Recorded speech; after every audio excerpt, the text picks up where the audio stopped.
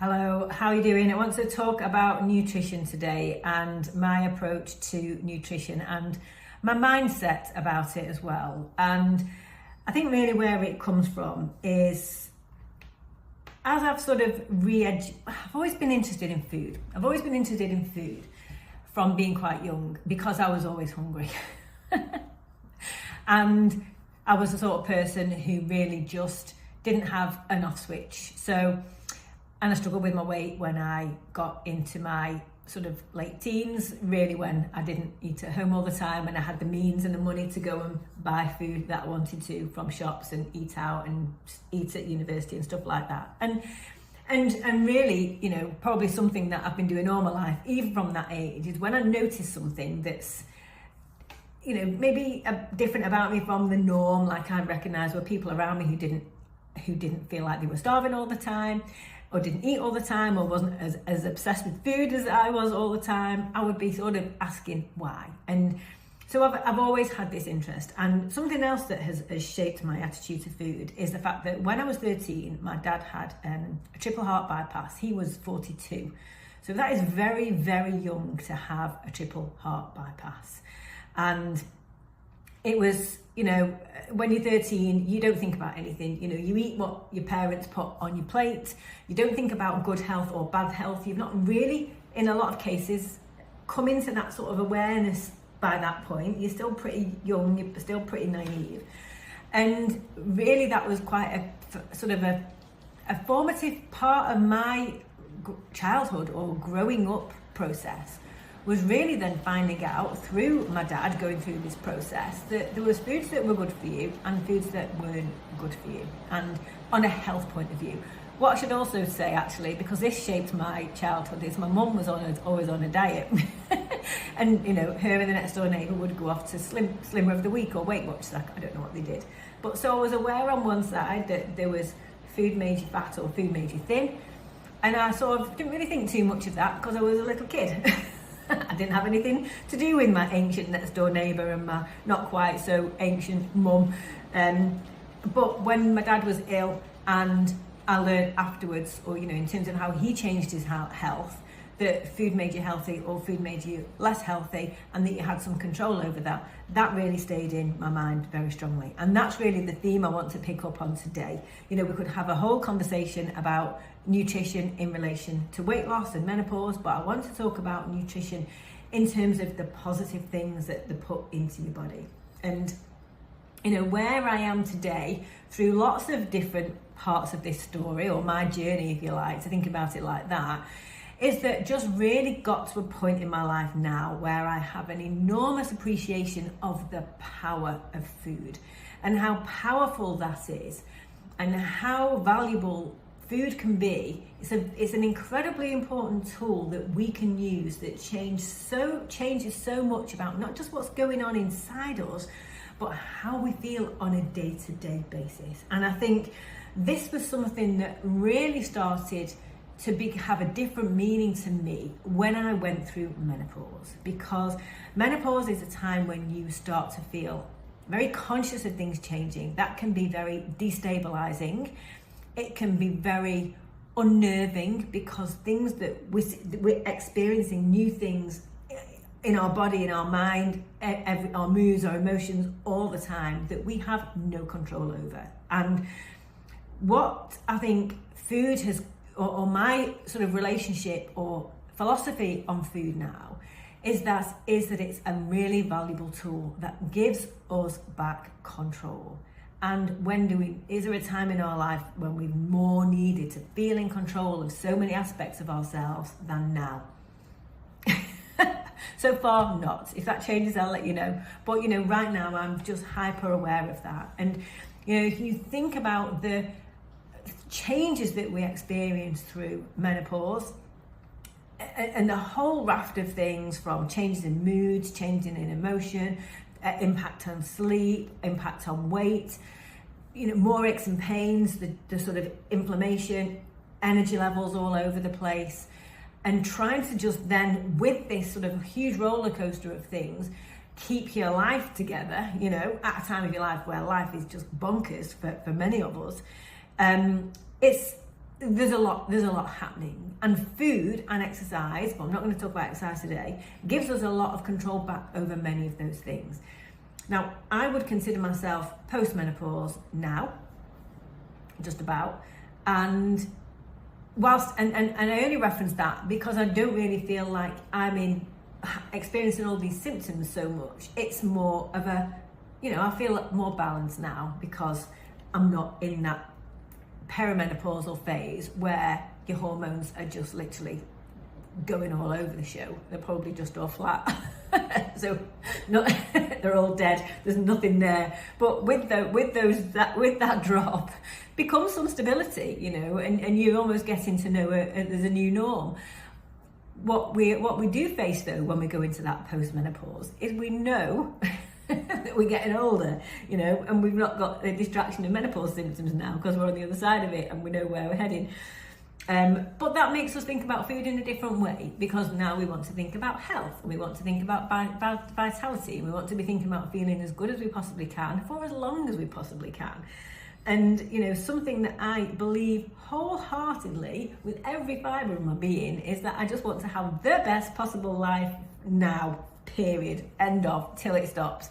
And absolutely, do an awful lot to work on that belief and just make it absolutely an unbreakable belief.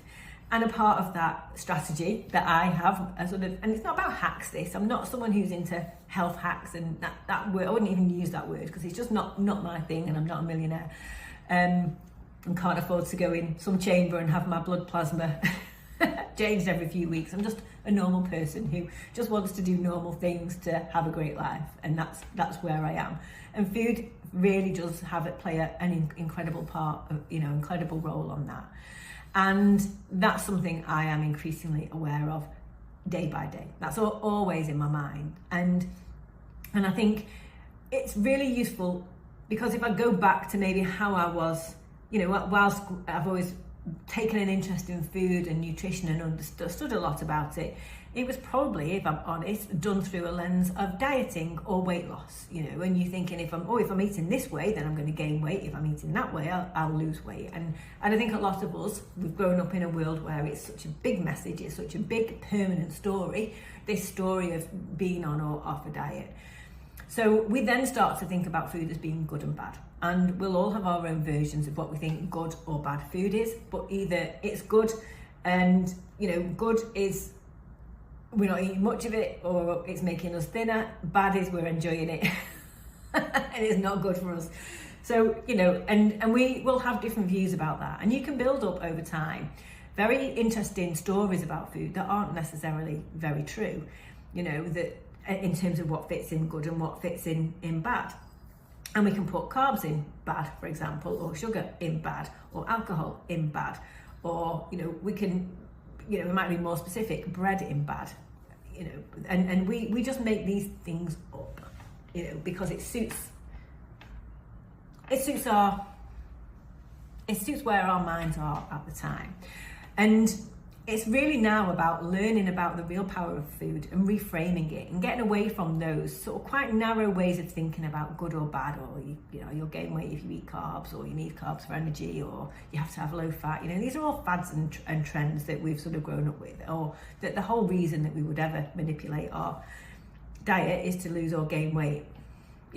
And I think a lot of us really get to this point and we just feel quite past that. We want to be a healthy weight, we do, but we just don't want to feel that we have to spend our life on a diet. And that's something I think really changes. So this is about looking then beyond those things and starting to work on reframing food.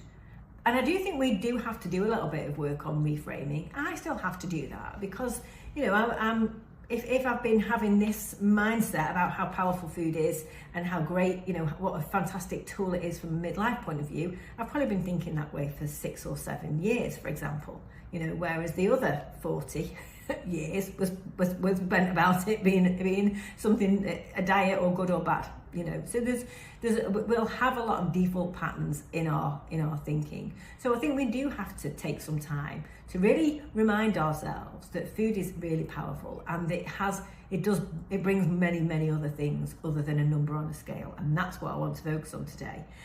And even just to the point of going through a list of things that our diet and how we eat can actually influence. And these aren't in any order. And I've got them, I'm looking down because I've got my list. Protecting our energy levels, that's key. You know, what we eat can have a huge impact on our energy levels throughout the day. They play a role in balancing hormones, in us staying mentally well, feeling good in ourselves. And I don't just mean a good mood. They can protect mood, of course they can, but us feeling good in ourselves through the choices that we're making, that's really powerful. It literally can have an impact on inflammation. We know we get more inflammation as we go through menopause. It can improve sleep, what our choices, our digestion. It can improve brain function, and it can obviously influence weight. It can influence muscle gain. We have to be eating the right food for our muscle, and leading into that, it's the things that I've talked about so far are like practical things that can make your day feel good or bad or in control of your life. But we also have to recognize, outside of those things, what we eat is the raw materials of our body. And our body is going through all of these hidden processes, literally second by second, that we don't think about very rarely. We might think about whether we're losing fat or not, or gaining muscle if we're exercising and dieting, but we're not thinking that we are regenerating our bone, our muscle mass, our skin, our organs, our hair, our teeth, our nails, our skin. All of this is being, teeth aren't, in case anyone corrects me, but we are basically rebuilding our body day in, day out, all the time. And then, there's many other functions that are going on behind the scenes that are behind those processes.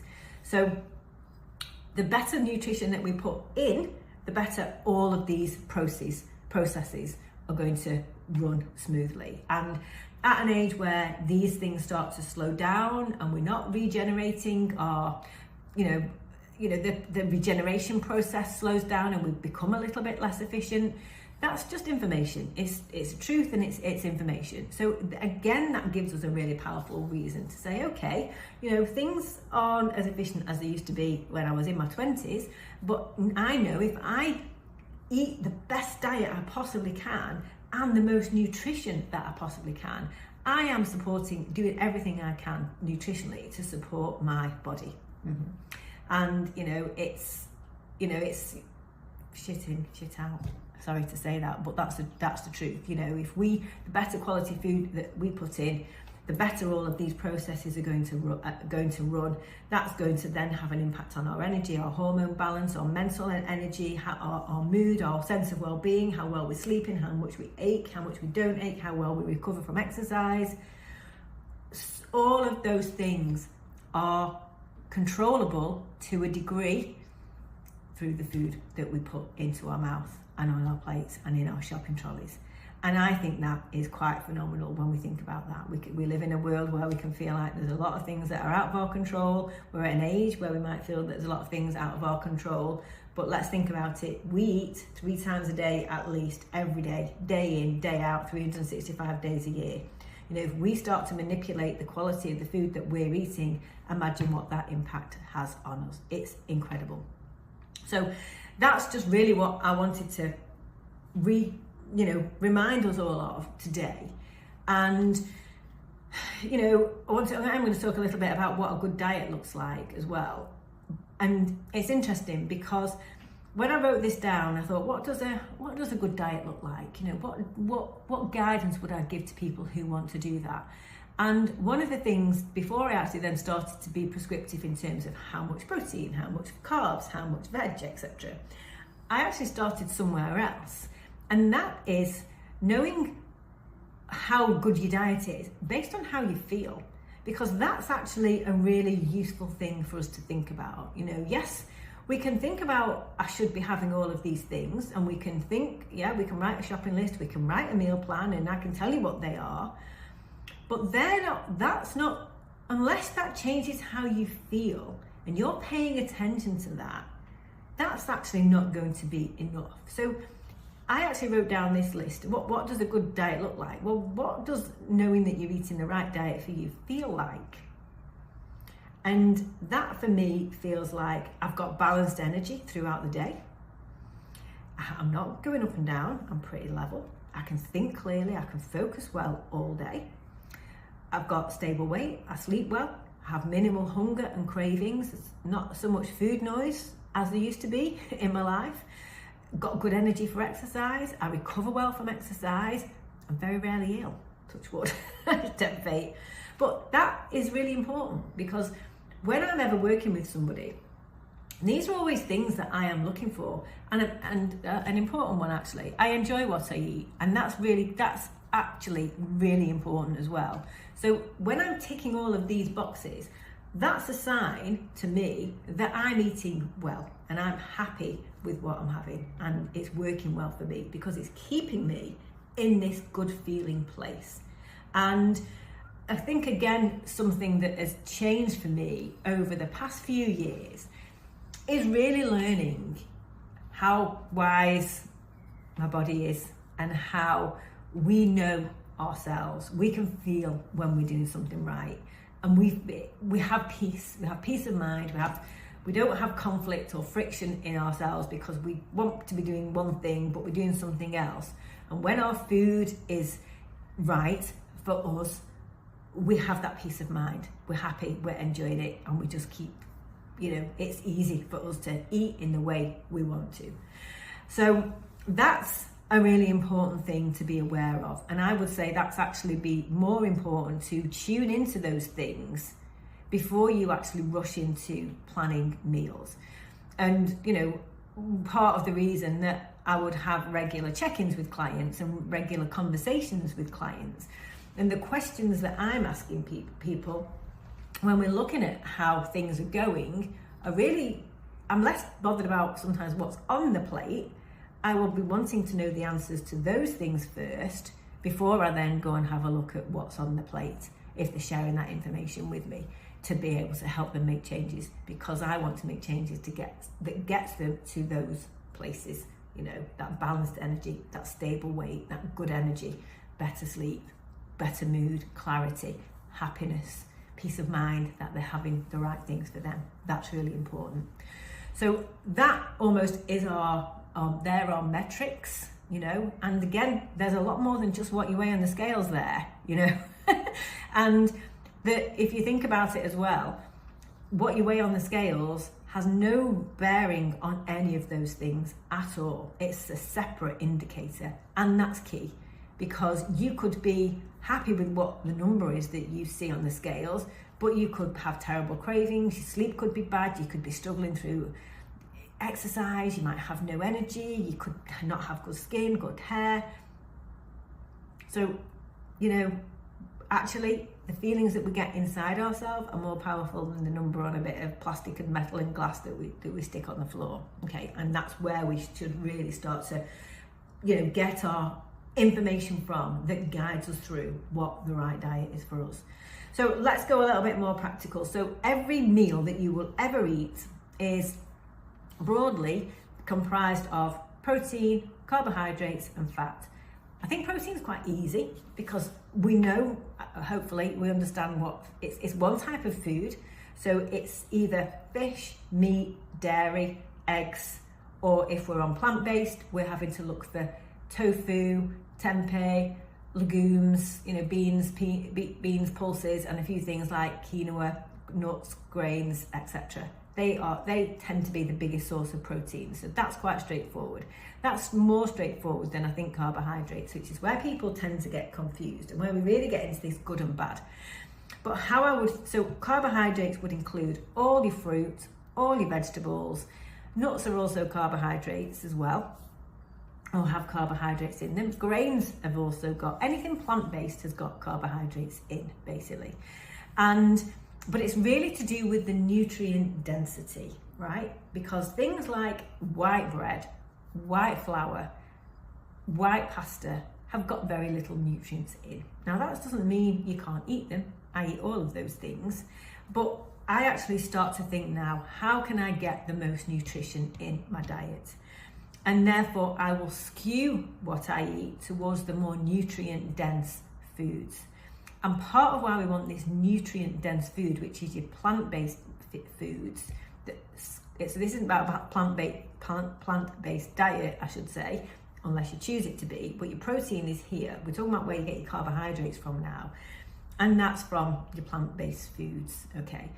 And the more nutritious they are, or more natural they are and unprocessed, you're going to be getting more fibre, more micronutrients, vitamins, minerals, etc., and all these little tiny bits of things that we don't even know are there that have a very important job to do. So, and that making up the bulk of your diet is putting more good stuff in that your body really needs. And increasingly people are aware of gut health, and that's where the good gut health comes from. So plenty of protein is key. Now, we need more protein when we get to this age. Oh, I hate talking about age, but you know what I mean. And that's because we become less protein sensitive. We become less sensitive to protein. That means we don't use it as efficiently as we used to. And so, but if we eat more, then if we put more in us, we're creating a greater stimulus on our body to take up that protein and use it. And that's the thinking behind why you need more protein as you get older. And the guidelines you'll get from a personal trainer are very different to the guidelines you'll get from the government. I think the government suggests something around 45 to 50 grams per day per adult, and I think it goes up to something like 75 grams per older adult. So there is a recognition that older adults need more, but then there's also a bigger school of thought that should be a lot more into the it's calculated on weight, and it's like 1.4 to 1.6 grams of protein per day per kilogram of body weight, right up to 2.2. And the older and more active you are, the more you want to go to those heavier amounts, okay? So if you were a 70 kilo woman and you were going for 2 grams of protein per kilograms, I'm just saying that because it's the easiest maths, that's 140 grams, which is nearly double what the top end of some of the other guidelines would give you. So it's a lot more. But there's a lot of good research about that. So I would encourage you to look. And if you eat more than your body needs, then your body just excretes it. So you don't, yes, there might be something in terms of surplus calories, but protein is quite interesting in that it takes your body more calories to burn it. So eating a lot of protein is linked to weight loss and increased muscle gain, even in women who don't exercise and who are post-menopause. So it's a very, very powerful nutrient, and it also has a big impact on appetite, stability, hunger, cravings. It can help people sleep. It can help stabilize your energy because it's being digested slowly. So it has, when we look at all these things that the list I gave you at the beginning of all these positive things, we get that from the protein. So it's a safe thing to eat plenty of. Then when you're thinking about the other thing to fill your plate with, we want to be thinking about the plant-based food. So really that's your veg. That's, things that have got fibre in, veg, spices, herbs, and as big a variety as you possibly can. Adding some whole grains to that, some legumes, peas, etc., that type of thing, lentils. Bulking out with those, you're going to get a lot of fibre. And then the last thing that you have, because there's less nutrition, and you don't want to be filling up on the stuff that's going to leave you too full to eat your veggies, and that's your bread, your pasta and your rice. So I think about having those based on enjoyment, because if I have a meal, I'll have pasta if I want, but there'll be plenty of protein in it and plenty of veg, and the pasta will be the smallest component. So that's how I think about that structure, and that means I'm getting a lot of nutrition, I'm balancing my energy well, I'm giving myself the food that I need, and that ticks a lot of boxes for me. I'm not hungry, I don't have cravings after. That works really well. Carbohydrates, when we look at sugary carbohydrates, which would be your bread, pasta, flour, anything with sugar in, and even fruit, sadly. But whilst our body becomes less sensitive to protein, it becomes more sensitive to carbohydrates, and we can't process them as well as we needed to. So our blood sugar can spike more easily, or our insulin can become, the insulin production's affected, really. We become less insulin sensitive. And that has an impact on an increasing propensity to store anything that we're overeating in carbohydrates as body fat. Whereas with protein, what we'll store will excrete, unless we're being ridiculous, but within reason. And it's actually quite hard to overeat on protein because people can't physically manage to eat it. But you'll agree it's very easy to overeat on carbohydrates. And when we eat more carbohydrates than we need, we don't excrete it, we store it as fat. And we can't process carbohydrates as well when we're older, which means the more of our diet that has, the bigger percentage of our diet with carbohydrates, there's a chance that will be encouraging us to store more body fat. So that's where we want to be shifting this balance really, away from high carbohydrate diet to a higher protein, lower carbohydrate, or higher protein, higher veg, low carbohydrate diet. And that's going to help us restore our, give our body all the nutrients it needs and bring our weight into better balance as well. So that's key. And then fat is really not hard to get because we're going to get it naturally with the foods that we have. If we're eating nuts, if we're eating protein, there's naturally occurring fat in that. And then again, it's really about keeping things simple. We know there's healthy fat, so olive oil in your cooking or on your salads, a little bit of butter on your cooking is really going to be fine. It's just the main thing with fat is to stay away from ultra processed fats and what's called omega-3s, so things that would be in processed products like baked cakes and biscuits, seed oils, and just generally not have too much overall, just because it's so calorific. So it really can be quite easy, when you think about things. And I think, what I said before is about when you eat, if you think about what the metrics are that you're eating the right food for yourself, you have to think about, am I enjoying this as well? And that's really important. It can take a little bit of palate re-education to shift away from a processed diet or a very high sugar diet or a very high carbohydrate diet into something that's different. But how I recommend that you do that is really, rather than looking at throwing the baby out with the bathwater, you're just changing the proportions of what you eat. So you look at what you eat ordinarily and what you like and just change the proportions around. And that's how I work with most of my clients, is just to say, what do you eat now? Let's just make it more meat, less carbs, more veg in the middle. And that's pretty much okay. And that works wonders. And people can't believe it's that easy. You don't have to cut out bread or not have certain things, unless you have an intolerance or a preference, to get good results. Let's be really pragmatic and see that it's about just having a good, healthy, balanced diet. And that balance means not just in terms of a balance of the right nutrients in the right proportions, a balance of what you love. You can't just eat for health all the time. We have to eat for enjoyment. And it then becomes a trial and error process of working out what foods do you eat that can make up your diet, that fall into these healthy categories that you enjoy every day. And once you get into that phase, things can become really, really easy. So I think that's really key. Something else that I just will touch on is the importance of timing with meals. And it's not to say that you have to eat at a particular time as a generic thing, because we're all different. Some people aren't hungry in the morning, some people prefer to eat early and stop eating early. You find the sort of times in your day that work for you. But eating at regular intervals has been a game changer for me and a lot of my clients. And that's because we can quite easily forget, or we can quite easily be in this dieting mindset. Well, I'll try not to eat breakfast today. And then you get to 11 o'clock and you could literally bite your arm off.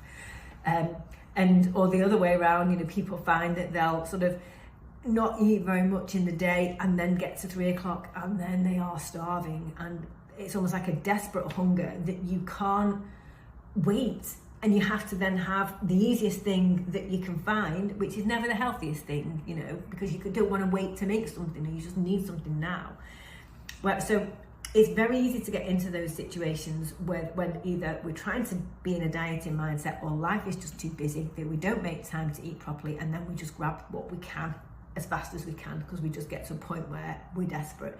And then we end up like, oh, I've eaten rubbish, might as well carry on like that for the day. And that's when we get, that's when we try and diet again the next morning. So we want to be, so thinking about the meal timings can be really key here. So I'll use myself as an example just because it's easy. I have my breakfast at 7 o'clock, I have my lunch around between 12 and 12:30, and I try and have my dinner around 5:30 and 6. Sometimes I'll need a bit of a snack in the afternoon because I can recognise I really do have an energy dip.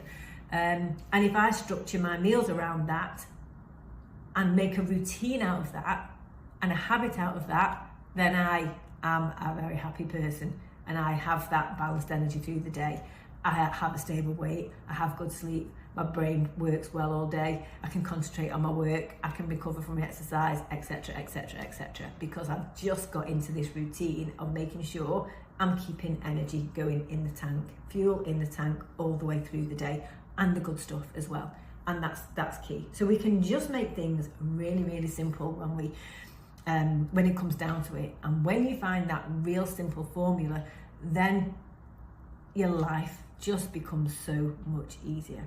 Okay, so that's all I want to talk about today, is just how simple it can be. But I'm just going to recap before I finish on what I started with. So we just end on what that really important message is, and that is how powerful food is and how much in our control it is for us to eat food that we like. Yes, it might take a little bit of work to change routines, to change habits, to make different meals, to do that trial and error and find out what works for you.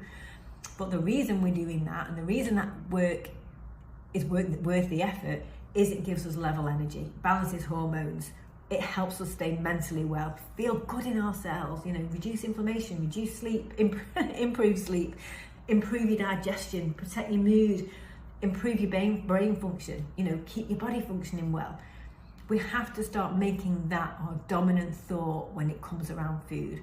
What can I eat that's going to really support me? And feel good about that, and start to focus on how we're feeling as individuals, and let that be our guide to say, wow, I am eating in the right way here. I feel fantastic. I want to keep going with this. That's key. It can be that simple. So thank you for watching that today. It's lunchtime for me now. So after this, I am obviously going to go and have a really healthy lunch with lots of good stuff for my body so that I can power myself through the afternoon. Thank you for watching, and I look forward to seeing you soon. Bye for now.